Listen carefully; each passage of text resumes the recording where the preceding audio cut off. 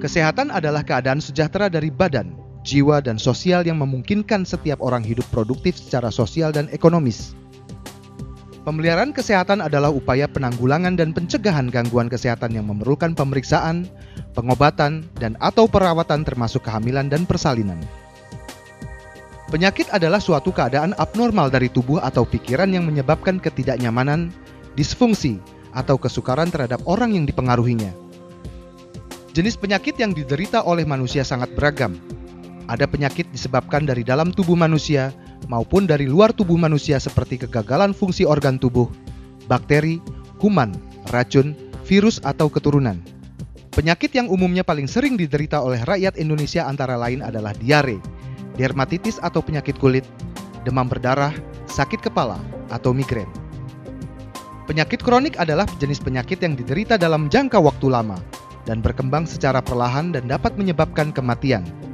4 penyakit kronik yang utama adalah penyakit kardiovaskular seperti jantung dan stroke, kanker, penyakit pernafasan kronis seperti penyakit paru dan asma, serta diabetes. Semua penyakit ini kebanyakan diakibatkan dari lingkungan hidup yang tercemar dan gaya hidup yang tidak sehat. Ada 6 faktor utama yang mempengaruhi kesehatan kita, yaitu 1.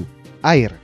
Air bersih adalah salah satu jenis sumber daya berbasis air yang bermutu baik dan biasa dimanfaatkan oleh manusia untuk dikonsumsi atau dalam melakukan aktivitas mereka sehari-hari, termasuk diantaranya adalah sanitasi. Manfaat air untuk tubuh diantaranya berfungsi untuk menjaga kesegaran, membantu pencernaan, dan mengeluarkan racun. Untuk konsumsi air minum menurut Departemen Kesehatan, syarat-syarat air minum yang baik adalah tidak berasa, tidak berbau, tidak berwarna, dan tidak mengandung logam berat. 2. Udara. Udara di bumi memiliki beberapa unsur yang sangat dibutuhkan oleh kehidupan manusia. Salah satu unsur yang paling penting adalah oksigen. Kita bisa hidup beberapa hari tanpa makanan dan air, tapi tidak dapat hidup selama 4 menit saja tanpa oksigen. Bahkan sel-sel otak kita akan mati bila dalam waktu 15 detik tanpa adanya oksigen.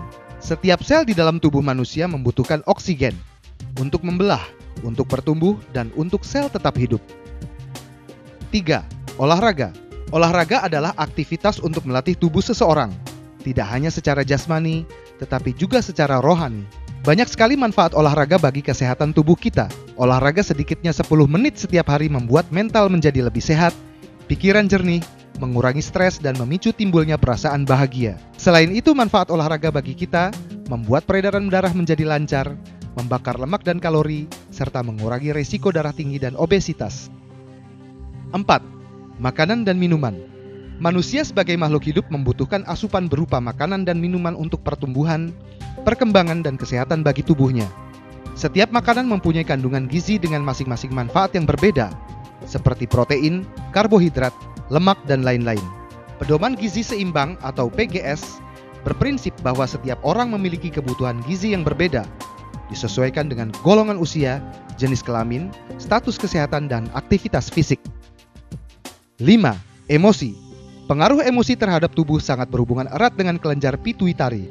Kelenjar ini bertanggung jawab untuk mekanisme yang memicu penyakit, yaitu kelenjar yang berada tepat di bawah otak yang memiliki koneksi dengan area jaringan di otak. Kelenjar inilah yang menghasilkan hormon yang mengendalikan semua fungsi tubuh. Emosi dan perasaan yang kuat berdampak pada pengendalian hormon oleh kelenjar pituitari. Selanjutnya berpengaruh pada sistem saraf tubuh dan akhirnya menimbulkan atau memperparah penyakit peredaran darah, pencernaan, pernafasan, dan kulit. 6. Tidur. Semua makhluk hidup memerlukan istirahat setelah melakukan aktivitas atau kegiatan. Karena aktivitas tersebut menggunakan jaringan sel hidup, sehingga akan timbul kerusakan pada jaringan tersebut. Istirahat ini bertujuan untuk memperbaiki kerusakan yang dimaksud. Selama kita tidur, tubuh mengganti sel-sel yang rusak dengan yang baru, dan limbah serta uap kotor yang terjadi pun dibuang. Terdapat 5 sumber toksin utama yang merusak atau mengganggu kesehatan manusia. 1. Polusi udara. Polusi udara dapat terjadi jika jumlah atau konsentrasi polutan atau zat pencemar di udara sudah melebihi baku mutu lingkungan. Polusi udara dapat disebabkan karena berbagai hal. Yang paling umum adalah disebabkan oleh pembuangan gas karbon monoksida dari kendaraan bermotor dan industri serta asap rokok. Udara yang telah tercemar dapat menyebabkan berbagai masalah terhadap kesehatan manusia secara langsung, antara lain gangguan saluran pernafasan, bisa menimbulkan penyakit kanker dan jantung, iritasi pada kulit dan mata serta dapat menyebabkan keterbelakangan mental pada anak. 2. Polusi air. Sebagian besar pencemaran air dihasilkan oleh kegiatan manusia seperti industri rumah tangga, pertanian, pertambangan, dan lain-lain. Air yang telah tercemar mutunya menjadi turun, tidak memenuhi standar kualitas yang dapat mendukung kehidupan makhluk hidup, dan bahkan bisa menjadi tempat berkembang biaknya kuman-kuman sumber penyakit seperti kolera, disentri, diare, dan tifus. 3. Buah-buahan dan sayur-sayuran yang terkontaminasi bahan kimia. Jika tidak dipilih secara hati-hati atau tidak diolah dengan cara yang benar, pangan dapat membahayakan kesehatan orang yang menyantapnya, karena mungkin telah tercemar oleh zat-zat berbahaya. Salah satu contoh zat-zat berbahaya yang dimaksud adalah pestisida. Pestisida merupakan sarana untuk membunuh hama-hama tanaman yang telah lama digunakan dalam pertanian. Namun banyak petani yang menggunakan pestisida secara berlebihan atau masih memakai jenis pestisida yang sudah dilarang pemerintah karena terlalu berbahaya bagi kesehatan. Penumpukan zat-zat kimia dalam tubuh tidak berdampak seketika.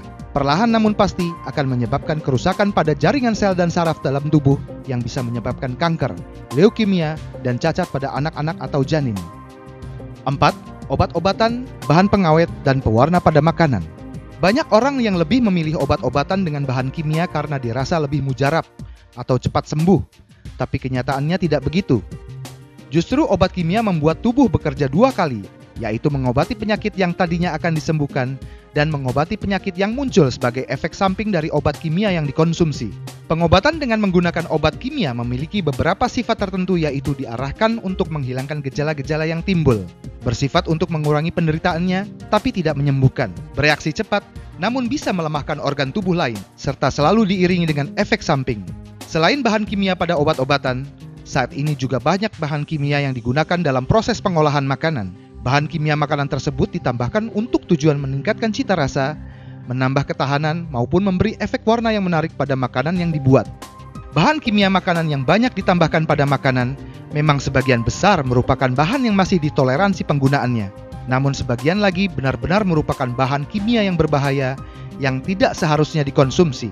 Kita pasti ingat, masyarakat pernah dihebohkan dengan beredarnya formalin dan boraks yang merupakan bahan kimia beracun, digunakan sebagai campuran makanan.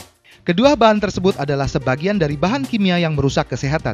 Masih ada bahan kimia makanan lain yang memiliki tingkat bahaya setara, apalagi jika dikonsumsi secara terus-menerus. Efek yang ditimbulkan bahan-bahan tersebut bisa sangat mengerikan, mulai dari pemicu kanker, kelainan genetik, cacat bawaan lahir saat dikonsumsi ibu hamil, melemahnya kinerja otak dan syaraf, dan masih banyak lagi efek buruk lainnya.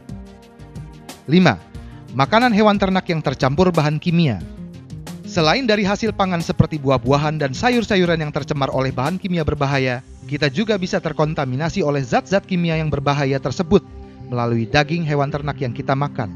Hewan ternak yang mengkonsumsi tumbuhan dan air yang telah tercemar oleh bahan kimia akan menumpuk zat-zat berbahaya tersebut di dalam jaringan daging dan lemaknya. Pada zaman modern ini juga banyak peternak yang mencampurkan bahan-bahan kimia pada pakan ternak yang ditujukan antara lain untuk memberikan kekebalan terhadap suatu penyakit pada hewan ternak dan memicu pertumbuhan hewan ternak agar lebih cepat besar. Zat-zat kimia yang telah menumpuk dan menyatu pada jaringan daging dari hewan ternak tersebut sangatlah sukar untuk diuraikan atau dibersihkan, walau daging yang kita masak sudah benar matang sekalipun. Dengan semakin buruknya keadaan lingkungan hidup yang kita tempati dan gaya hidup yang kita miliki sekarang, mulai dari udara yang kita hirup, air yang kita minum, makan yang kita konsumsi, kesibukan yang kita kerjakan, dan banyak hal-hal lain yang membuat kesehatan kita semakin merosot. Maka itu Keling hadir dengan konsep kesehatan CBA, yaitu Cleansing, Balancing, Activating, memberikan solusi terbaik untuk meningkatkan dan menjaga kesehatan kita. Cleansing. Cleansing adalah suatu proses membersihkan toksin dalam tubuh kita yang telah menumpuk selama bertahun-tahun. Secara alami tubuh kita juga sudah melakukan cleansing, namun hanya secara ringan melalui proses buang air kecil maupun besar. Sedangkan toksin yang menumpuk dalam tubuh kita jumlahnya jauh lebih banyak. Manfaat dari cleansing antara lain adalah untuk memperbaiki fungsi-fungsi organ tubuh, memperbaiki sirkulasi peredaran darah dan metabolisme, mencegah berbagai macam penyakit kronis, memperlambat proses penuaan, meningkatkan kesehatan dan kesegaran tubuh. Produk-produk dari Keling yang berguna sebagai cleansing antara lain adalah Keling Kinotakara, K-Liquid Chlorophyll, K-Biograin, K-Ayurveda, Redens, dan lain-lain. Balancing. Yang dimaksud dengan balancing di sini adalah memberikan nutrisi yang seimbang dalam tubuh.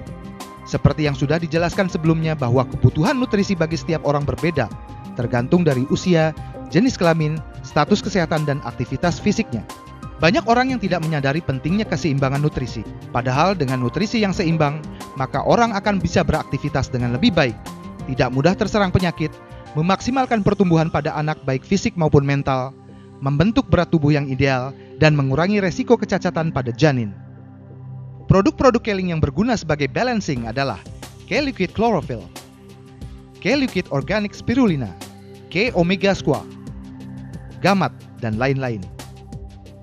Activating. Proses ini bertujuan mengaktifkan sel-sel tubuh untuk mengoptimalkan penyerapan nutrisi dalam tubuh. Caranya dengan meningkatkan pemasukan nutrisi ke dalam sel tubuh dan sel darah yang membantu regenerasi sel darah merah dan meningkatkan kadar oksigen dalam darah, menghambat proses oksidasi dan menstimulasi regenerasi sel organ tubuh untuk bekerja secara optimal dalam meningkatkan sistem kekebalan tubuh terhadap penyakit. Berbagai macam produk-produk Keling yang dapat digunakan sebagai activating antara lain K-Liquid Chlorophyll, K-CG+, K-Ayurveda, Propolis Platinum, K-Sauda VCO, dan lain-lain. Keling berkomitmen dalam menyediakan produk-produk yang revolusioner dan berkualitas. Produk-produk Keling telah meraih berbagai penghargaan internasional, aman dikonsumsi dan digunakan oleh para konsumen. Setiap produk dari Keling telah diuji dan menerima sertifikasi Badan POM, serta lulus persyaratan syariah dari MUI. Keling, your truly partner, linking you to a better future.